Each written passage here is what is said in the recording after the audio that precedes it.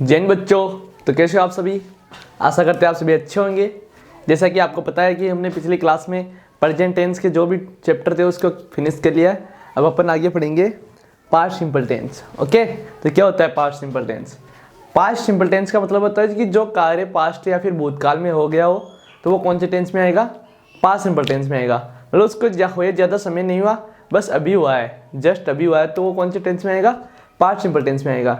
या फिर आप वैसे देखना चाहे तो जिन हिंदी वाक्य के अंत में ता था ती थी ते थे आए या फिर या ये वगैरह आए तो कौन से टेंस का वाक्य होगा, पास्ट सिंपल टेंस का वाक्य होगा। तो पास्ट सिंपल टेंस का एक एग्जांपल जैसे मैं आपको बताता हूँ। पास्ट हेडिंग तो डालो आप, पास्ट सिंपल टेंस। ओके, इसमें देखो इसकी जो फॉर्मूला होता है, सूत्र होता है, वो इसका सूत्र होता है सब्जेक्ट प्लस वर्ब की second form plus object plus other word. ये इसका सिंपल फॉर्मूला होता है। तो आप क्लास को लास्ट तक बने रहना है क्योंकि मैं कुछ ऐसा भी बताऊंगा जो आप पहली बार देखोगे। ओके, तो ये इसका फॉर्मूला होता है सब्जेक्ट प्लस वर्ब की second form plus object plus other word. जैसे एक वाक्य लिख देता हूँ मैं कल घूमने गया। ओके, या फिर एक वाक्य लिख देता हूँ जैसे मैं अंग्रेजी पढ़ता था। तो इसके जैसे ये जो दो सेंटेंस मैंने लिखे हैं, इसके अंदर जो ये पहला सेंटेंस है इसमें गया मतलब पहले की बात तो यही है कि मैं कल घूमने गया था, और ये जो ये वाक्य है इसके लास्ट में क्या मिला, हमें था मिला है। तो इसका मतलब ये है कि ये कौन से टेंस का वाक्य है, पास्ट सिंपल टेंस का वाक्य है।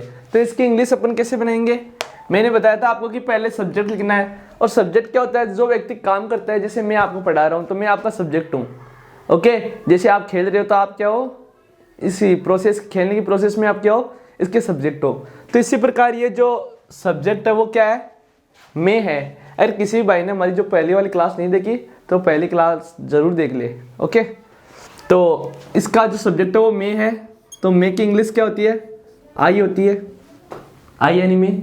ओके, फिर हमें लिखना है वर्ब की सेकंड फॉर्म। वर्ब की सेकंड फॉर्म का मतलब है कि ये क्या कार्य कर रहा है, क्या कार्य करता है, पढ़ने का काम करता है। तो पढ़ना यहाँ पे क्या है, वर्ब है। तो हमें वर्ब की सेकंड फॉर्म लिखनी है। तो पढ़ना की मीनिंग सेकंड फॉर्म होती है रीड, और थर्ड फॉर्म भी रीड होती है, रीड। फिर मैंने बताया फॉर्मूले के अकॉर्डिंग आपको ऑब्जेक्ट लिखना है। तो ऑब्जेक्ट यहाँ पे क्या है, अंग्रेजी है। अंग्रेजी की मीनिंग क्या होती है, इंग्लिश होती है। तो ये सेंटेंस एक मैंने बना दिया आपको। अगर आपको ये समझ में आ गया है तो देख लीजिए, अगर नहीं आया तो फिर आप हमें कमेंट बॉक्स में कमेंट कर देना, मैं आपको और बढ़िया तरीके से बता दूंगा। तो ये तो अपना अफर्मेटिव सेंटेंस हो गया क्योंकि इसमें ज़्यादा लफड़ा नहीं है। दूसरा एक और बता देता हूँ मैं, जैसे वह है आम बेचता था या उसने आम बेचा। तो इसकी इंग्लिश कैसे बनेगी, पहले इसका सब्जेक्ट की इंग्लिश बनानी है। तो इसमें आम कौन बेच रहा है, बेचना ही तो है ना वर्ब। तो इसमें आम बेच कौन रहा है, वह बेच रहा है। तो वह की मीनिंग ही। फिर हमें लिखना वर्ब की सेकंड फॉर्म। तो वर्ब क्या है इसमें, बेचना। बेचना की मीनिंग क्या होती है, सेल होती है। लेकिन हमें इसकी सेकंड फॉर्म लिखनी है। तो आपको कुछ ऐसी वर्ब्स जरूर याद करनी जो आप डेली लाइफ में काम में लेते हो, जैसे खरीदना, बेचना, खाना पीना, दौड़ना, भागना, दौड़ना, चलना वगैरह वगैरह लिखना। तो ये मीनिंग्स वर्ब्स आपको याद करनी है। 50 वर्ब्स है जो आप डेली अगर रोज देखोगे तो आपको जरूर याद हो जाएगी। तो जो सेल है इसका अर्थ होता है बेचना, इसकी सेकंड फॉर्म होती है सोल्ड, और थर्ड फॉर्म भी क्या होती है, सोल्ड। तो हमें इसकी सेकंड फॉर्म लिखनी है सेल की। तो ये मैंने लिख दिया सोल्ड। ओके, फिर हमें लिखना है कि क्या बेच रहा है, आम बेच रहा है। तो आम की मीनिंग मैंगो। तो इस प्रकार आपको इसकी इंग्लिश बना लेनी है। आशा करते हैं आप बना सकते हो इसकी इंग्लिश आराम से। नेक्स्ट है नेगेटिव सेंटेंस। अफर्मेटिव का तो आपको याद है कि सब्जेक्ट प्लस वर्ब की second form plus object plus other word. अब मैं आपको नेगेटिव के बारे में कुछ बता देता हूँ। नेगेटिव का फॉर्मूला होता है सब्जेक्ट प्लस, अब आपको पता है कि तीसरे स्थान में नोट आता है, लेकिन हमारे पास जो अफर्मेटिव का फॉर्मूला है इसके अंदर हमारे पास हेल्पिंग वर्ब नहीं है। ये डायरेक्ट मेन वर्ब दे रखी है, तो इसमें हेल्पिंग वर्ब नहीं है। तो हेल्पिंग वर्ब के लिए अपन इसमें से डू के साथ इसका सेकंड फॉर्म लगा देंगे डिड, और ये जो सेकंड फॉर्म हमने लिखा है उसको फर्स्ट फॉर्म में कन्वर्ट कर देंगे। तो subject plus did plus verb की second form plus object plus other word. Sorry, यहाँ पे आपको नोट भी लिखना है, मैं दोबारा बना देता हूँ। Subject plus did plus not plus verb की first form plus object plus other word. ये जो वर्ब की फर्स्ट फॉर्म है ये मेन वर्ब है, और ये जो डिड है वो क्या है, हेल्पिंग वर्ब है। तो इंग्लिश बना लेते हैं अपन इसकी। एक वाक्य लिख देता हूं मैं, जैसे तुम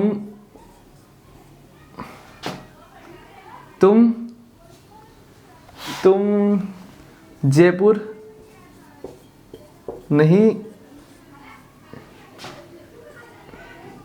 जाते थे। तो इस वाक्य में देखो नहीं आ गया, तो नहीं का मतलब ये क्या है कि ये नेगेटिव सेंटेंस है। तो अपने को इसकी इंग्लिश बनानी है, तो पहले इसमें क्या करना पड़ेगा, अपने को इसमें सब्जेक्ट लिखना पड़ेगा। और सब्जेक्ट क्या है इसमें, क्या सब्जेक्ट है इसमें तुम है, तो तुम की मीनिंग YOU। फिर हमें लिखना है डिड, तो लिख दीजिए डिड। फिर हमें लिखना है नॉट, तो नॉट लिख दीजिए। फिर क्या लिखना है, वर्ब की फर्स्ट फॉर्म मेन वर्ब। तो क्या काम कर रहा है, जाने का काम कर रहा है। तो वर्ब जाने की मीनिंग क्या होती है, बच्चों, जाने की मीनिंग होती है गो। ओके, फर्स्ट फॉर्म लिखना है तो गो ही आएगा, गो। फिर अपने को पता है गो के साथ टू प्रीपोजिशन आती है, ठीक है। फिर क्या पे गए थे, जयपुर। तो ये नेगेटिव सेंटेंस हो गया। तो आप बना लोगे। एक और बना देता हूं मैं, जैसे मनीष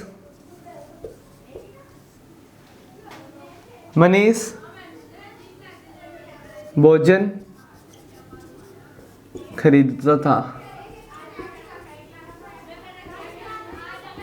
तो यहाँ के जो वाक्य है, सॉरी नहीं खरीदता था, भोजन नहीं खरीदता था, नहीं, क्योंकि नेगेटिव बना रही है ना अपन। अपोजिटिव बना देते लेकिन नेगेटिव बना रही है अपन, है ना बच्चों। तो यहाँ पे लास्ट में क्या है, था है। तो इसका मतलब क्या है, ये पास्ट का वाक्य है, पास्ट सेंटेंस से रिलेटेड है। और नेगेटिव क्या, क्योंकि इसमें नहीं वर्ड आ रहा है। तो अपने को इसकी इंग्लिश बनानी है, तो पहले क्या करना पड़ेगा अपने को, इसमें जो ये सब्जेक्ट है, सब्जेक्ट की इंग्लिश बनानी पड़ेगी। तो ये भोजन खरीद कौन रहा है, कौन नहीं खरीद रहा, मनीष नहीं खरीद रहा। तो मनीष की इंग्लिश बना दीजिए MANISH। ओके, ये मनीष की बना दी अपने। फिर हमें बनाना है डिड, तो डिड लिख दीजिए। फिर हमें लिखना नॉट, तो नॉट भी लिख दीजिए। फिर हमें लिखना वर्ब की फर्स्ट फॉर्म, तो वर्ब क्या है इसमें, खरीदना, खरीदना की मीनिंग बाई। फिर हमें क्या नहीं खरीद रहा है, भोजन नहीं खरीद रहा, तो भोजन की मीनिंग क्या होती है, फूड। तो इस प्रकार आप नेगेटिव सेंटेंस बना सकते हो पास्ट सिंपल का। अब मैं आपको थोड़ा इंट्रोगेटिव और समझा देता हूँ। फिर मैं आपको जो करेक्ट फॉर्म मेन वर्ब है वो कैसे बनती है वो भी बता देता हूँ साथ ही, है कि नहीं। तो ये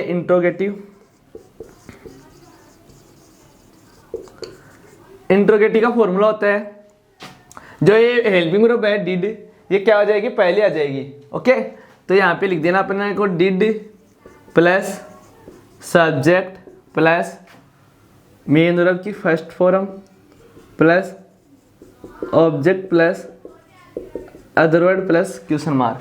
तो ये क्या हो गया, इंट्रोगेटिव का फॉर्मूला मैंने आपको लिख दिया। जैसे मैं कुछ एग्जांपल्स आपको बता देता हूँ। क्या राजू क्या बताइए, कोई सेंटेंस बताइए, आप लोग बताइए, अच्छा सा बताइए ताकि अपन अगली वाली क्लास में उसी को यूज कर दे। क्या राजू शादी से लौटा था। तो ये प्रश्न पूछ रहा है कि क्या राजू शादी से लौटा था। तो ये पहले की बात है कि पूछो, ये पूछ रहा है कि रात को राजू शादी से लौटा था या फिर लौट गया था शादी से। तो इससे पहले अपने को बनानी है किसकी इंग्लिश, क्या की बनानी है। तो मेरे को पता है जैसे फॉर्मूला इसमें पहले डिड लिखना है। इसमें कोई ये तो है ही नहीं ना कि राजू के साथ ये जाएगा ये आएगा या फिर वो आ जाएगा वो रहेगा। तो डिड, फिर बनानी है अपने को सब्जेक्ट की। तो लौटा कौन ही, राजू नहीं लौटा तो राजू।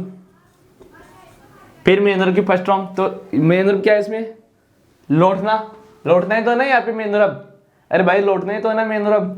तो लौटने की मीनिंग क्या होती है, रिटर्न। फिर कहाँ से लौटा, शादी से, तो फ्रॉम मैरिज। ये सेंटेंस हो गया। तो समझ में आ गया होगा आपको। चलो एक और बना देता हूं मैं। क्या वह उस समय घूमती थी। दिखाई दे रहा है ना सभी को, घूमती थी। तो इसकी इंग्लिश क्या बनानी है, पहले थी आ रहा है तो पास्ट सिंपल का वाक्य है, तो हमें डिड की इंग्लिश बना देनी है। ये क्या की मीनिंग आ देनी है, डिड। फिर घूमती थी की मीनिंग, लड़की है तो सी प्रोनाउन आएगा, आपको पता है, और अगर लड़का होता तो ही प्रोनाउन होता। ओके, तो फिर सी बना दिया। फिर घूमना की मीनिंग विजिट। फिर उस समय तो एट दैट टाइम, और एक क्वेश्चन मार्क। तो आशा करते हैं आपको ये टेंस समझ में आ गया होगा। अब अपन चलते हैं बिना किसी टाइम को वेस्ट किए correct form of main verb पे। ओके, तो अपन चलते हैं correct form of main verb पे। तो मैंने आपको अफर्मेटिव का फॉर्मूला दोबारा लिखा देता हूँ ताकि ये काम में आएगा। सब्जेक्ट प्लस वर्ब की second form plus object plus other word. Negative का फॉर्मूला होता है subject plus did plus verb की first form plus object plus other word. ये नोट भी है यहाँ पे तीसरे स्थान पे। ओके, फिर next did plus subject plus verb की first form plus object plus other word plus question mark. तो ये फॉर्मूला मैंने लिख दिया आपको। फिर नेक्स्ट है अपने को काम में आएंगे ये। नेक्स्ट है एडवर्ब, बता देता हूँ मैं। एडवर्ब देखो इसका हिंट है आपको, तो हिंट आपको याद करना है। ऐसे आपको कुछ याद नहीं करना, आपको हिंट याद करना है, फिर हिंट के अकॉर्डिंग याद कर लेना है। ऐसे याद करना तो आप ऐसे भी याद कर सकते हो। तो ये एडवर्ब क्या होगी इसकी, इसकी होती है लास्ट वॉइस। ठीक है, तो यहाँ पे देखो एल का अर्थ होता है लास्ट, ए का अर्थ होता है एगो, टी का अर्थ होता है, टी का अर्थ बताइए, ठीक है छोड़िए एक बार। ओ का होता है वंस, और वाई का होता है यस्टरडे,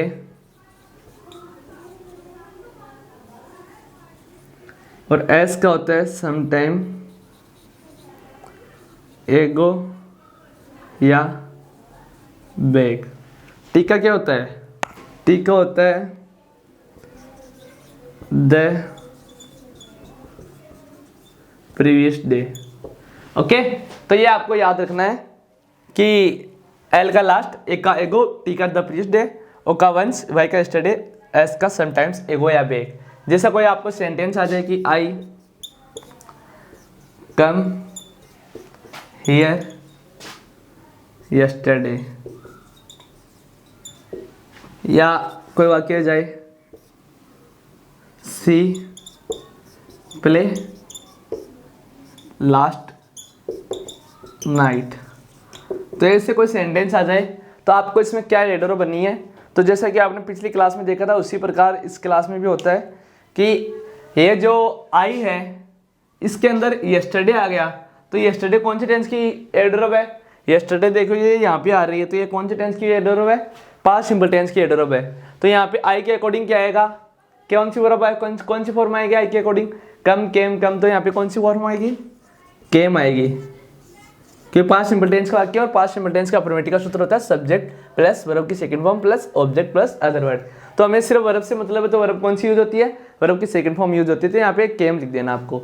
इसी प्रकार नेक्स्ट वाला सेंटेंस है, इसमें लास्ट नाइट दिखा रखा है, लास्ट नाइट, तो लास्ट इसमें से देखो कहाँ पे, यहाँ पे रहा, तो यहाँ पे इसमें इंटरोगेटिव का फॉर्मूला, तो इसमें पहले डिड आएगी हेल्पिंग वर्ब, फिर वर्ब की फर्स्ट फॉर्म आएगी, तो यहाँ पे पहले डिड लिख देना है, फिर ये जो ब्रैकेट में जो वर्ब दी होती है वो फर्स्ट फॉर्म होती है, तो यहाँ पे प्ले लिख देना है। तो आशा करते हैं आपको ये भी समझ में आ गया होगा। ठीक है, नेक्स्ट है कि इतना ही नहीं है पास्ट सिंपल टेंस, नेक्स्ट है कि अगर कोई फ्यूचर टेंस की कोई आदत, सॉरी पहले की कोई आदत तो आपकी, जैसे मैं उस समय स्कूल जाता था, वह स्कूल से आती थी, है कि नहीं, मतलब जो पहली आदत होती है तो उसमें एक तो होता है form used two plus verb की फर्स्ट फॉर्म, मतलब आदतें पहले की आदत दर्शाने के लिए यूज्ड टू प्लस वर्ब की फर्स्ट फॉर्म का उपयोग होता है। और एक है डायरेक्ट वर्ब की सेकंड फॉर्म का यूज होता है। ठीक है, ये एक स्ट्रक्चर है। जैसे आई रिक्त स्थान प्ले हॉकी। अगर आपको ये ऑप्शन में दे रखा तो दोनों सही होंगे, रिक्त स्थान या फिर यू रिक्त स्थान गो टू स्कूल। तो आप इसमें से क्या करोगे, यहाँ पे प्लेड भी लिख सकते हो और यहाँ पे यूज टू गो भी लिख सकते हो, या फिर यहाँ पे भी यूज टू प्ले के लिख सकते हो, क्योंकि ये पास्ट के आवर्तन कार्य के लिए यूज टू या फिर वर्ब की सेकंड फॉर्म का उपयोग होता है। ओके, तो मैं यहाँ पे भर देता हूँ यूज्ड टू प्ले, और यहाँ पे मैं भर देता हूँ क्या, वेंट भर देता हूँ। तो इस प्रकार अगर कोई पास्ट टेंस की कोई आदत हो तो उसके लिए कौन सा टेंस का प्रयोग होता है, पास्ट सिंपल टेंस का प्रयोग होता है। तो आशा करते हैं आपको ये भी समझ में आ गया होगा। एक चीज और आती है, जैसा आपने देखा होगा कि अगर कोई भी वाक्य दिया हुआ है आपको, कोई भी सेंटेंस दिया हुआ है आपको और वो पास्ट टेंस से शुरू हो रहा है, ठीक है, और उसके अंदर आगे जो सेंटेंस दिया हुआ है उसके अंदर मुहावरे, लोकोक्तियां या फिर कोई सार्वभौमिक सत्य बात की गई है, तो उस टेंस में आपको पास्ट टेंस न बनने की बजाय आपको कौन सा टेंस फिल करना है, उसके अंदर कौन सा फिल करना है, प्रेजेंट इंडेफिनिट टेंस यूज करना है। जैसे गैलीलियो प्रूव्ड दैट अर्थ रिक्त स्थान द सन। तो ये टेंस दिया हुआ है और आपको इसमें वर्ब फिल करनी है रिवॉल्व। रिवॉल्व करता होता है चक्कर काटना। तो ये कह रहा है कि जो गैलीलियो है उसने क्या किया, सिद्ध किया है कि अर्थ के सूर्य के चारों ओर चक्कर काटती है कि नहीं। तो ये बात क्या है, वैज्ञानिक रूप से सत्य है, लेकिन इसमें क्या दिया हुआ है, पहले पास्ट सिंपल टेंस दिया हुआ है, तो आप तो पास्ट टेंस ही भर दोगे इसमें, क्योंकि पहले वाले सेंटेंस में पास्ट दिया हुआ है, तो दैट के आगे वाले सेंटेंस ही पास्ट टेंस भर देंगे, या फिर ये एंड से कनेक्ट होता तो क्या आप फिल कर देते पास्ट टेंस। ऐसा नहीं है, अगर कोई भी सेंटेंस अगर पास्ट टेंस से शुरू हुआ भी है और उसके बाद में क्या दिया हुआ है, उसके बाद में आपको क्या दिया हुआ है, मुहावरे दी हुई है, लोकोक्ति दी हुई है, या फिर कोई शास्त्र सत्य बात आपको बताई गई है, तो आप उसमें बेझिझक कौन सा टेंस फिल कर सकते हो, प्रेजेंट इंडेफिनिट टेंस यूज कर सकते हो, क्योंकि आपको पता है सार्वभौमिक सत्य, universal truth, okay, scientific effect मतलब वैज्ञानिक तथ्य, और ये जो होता है ना जो शास्त्र सत्य, लोकोक्तियां, मुहावरे, उनके साथ कौन सा टेंस यूज करेंगे, प्रेजेंट इंडेफिनिट टेंस यूज करेंगे। तो आपको यहाँ पे प्रेजेंट इंडेफिनिट टेंस आपको मैंने पढ़ाया था, प्रेजेंट सिंपल टेंस, तो इसमें रिवॉल्व फिल कर देना है, क्योंकि वर्ब के फर्स्ट प्लस एस होता है, तो ये सिंगुलर सब्जेक्ट है, तो इसके साथ रिवॉल्व जाएगा। ओके, एक सेंटेंस आपको फिल करना है और कमेंट बॉक्स में आंसर बताना है। जैसे ही सेड वाटर रिक्त स्थान बॉयल ऑन 100 डिग्री सेल्सियस। तो ये आपको फिल करना है कि इसके अंदर क्या आएगा, कमेंट बॉक्स में कमेंट में बता देना आप कि इसमें क्या आएगा। ये को लिख दो, आई सेड दैट वाटर रिक्त स्थान फ्रीज ऑन 0 डिग्री सेल्सियस। तो 2 सेंटेंस आपको कमेंट बॉक्स में इसके आंसर देने हैं, तो आप दे दोगे। एक चीज़ हो रहेगी जो मैं बता देता हूँ, वो बहुत इंपॉर्टेंट है, तो वो ज़रूर देखना आप, कोई नहीं बताएगा उसके बारे में। तो वो 2 सेंटेंस कौन कौन से दिए हुए हैं, अगर कोई भी वाक्य के बीच में आपको कहीं पे भी आपको इट इज, कोई भी वाक्य की शुरुआत अगर it is time, it is high time, या फिर इट इज अबाउट टाइम, अगर कोई भी वाक्य की शुरुआत it is time, it is high time, it is about time से शुरुआत हुई हो कोई भी सेंटेंस की, तो आगे आने वाले सेंटेंस के जो रिक्त स्थान है उसके अंदर आप बेझिझक पास्ट सिंपल टेंस भर दोगे।